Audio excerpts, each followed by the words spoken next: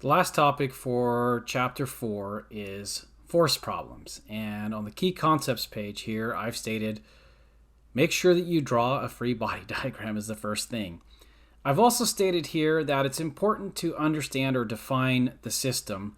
We've kind of saw a little bit of talk about define the system when we looked at Newton's third law, and the donkey and ogre had something to say about that, as I recall. I've been, I think, so far not too formal about that step, but it's something that as we progress in this course and later on, we're going to have to get a little bit more formal about very clearly defining what our system of study is or what system we're analyzing, and then that's going to be clearly tied to the analysis that follows. For forces, sometimes you don't need to say it, it's pretty obvious, but when we do like energy later on in particular and certain other kinds of systems, it's going to get a little bit more crucial that you have that very clearly stated. I've also put here that you can apply Newton's second law more than once in some cases. You could actually maybe also argue that you could apply maybe Newton's first law more than once, although the kinds of examples that tend to come up in this class tend to be more of the variety where Newton's second law might come up more than once. So we might see some examples like that. I've also penned up here in the whiteboard kind of a slightly more detailed general set of force problem steps.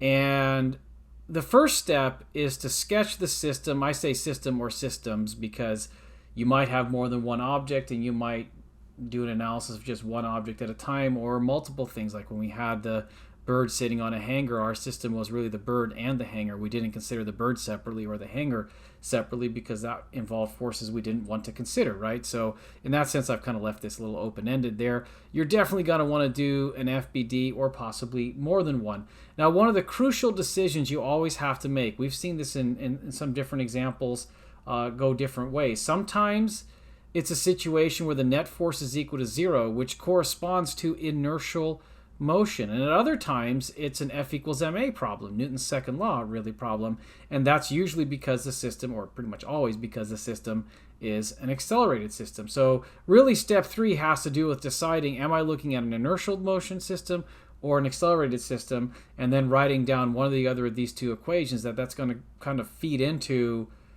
the other decisions I make as to how to proceed with the problem and how to continue with the analysis. So I don't have all the answers written down here. This is kind of just sort of a flow chart for how you go through it. Now I've added here number 4. We haven't done this too often yet either in the examples up to this point, as I put the question of coordinate system. Decide on a coordinate system. Most of the time so far, we've just taken a standard Cartesian coordinate system and haven't had to say very much, but you're not forced to do that. So we're going to see in the future examples where maybe you would choose a different coordinate system. And so again, if you don't need to choose a different coordinate system, you may even just skip this step. But if you do want a different coordinate system, there are definitely problems out there where giving this some thought is worthwhile.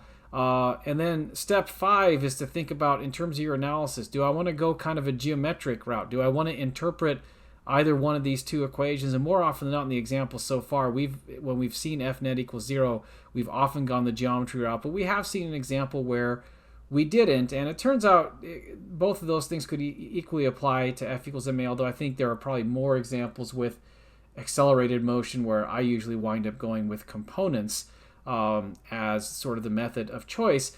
And then depending on which one you choose, because with geometry you're going to manipulate vectors and probably analyze a triangle at some point. With components, you're just going to kind of stick with the vector equation of whichever one you had up here, and then based on your choice of coordinate system, you're going to figure out the component equation with that vector equation as a guide. So that's how things are going to look. Whichever choice you made there and then whichever choice you made here, you can tell there are a lot of choices here. And adding this coordinate system one, really, that's just one more choice. So when I put in step 6 that now you're going to do math and get to an answer, if you asked how many different ways could that math play out? Well, even just looking at the choices here, I think that gives you, well, if all of these were binary, I think it would give you like 8 choices, right? But the coordinate system might be more than a binary choice. So in that sense, I would argue that the number of different ways a force problem could lead to math that eventually leads to an answer might even be uncountable.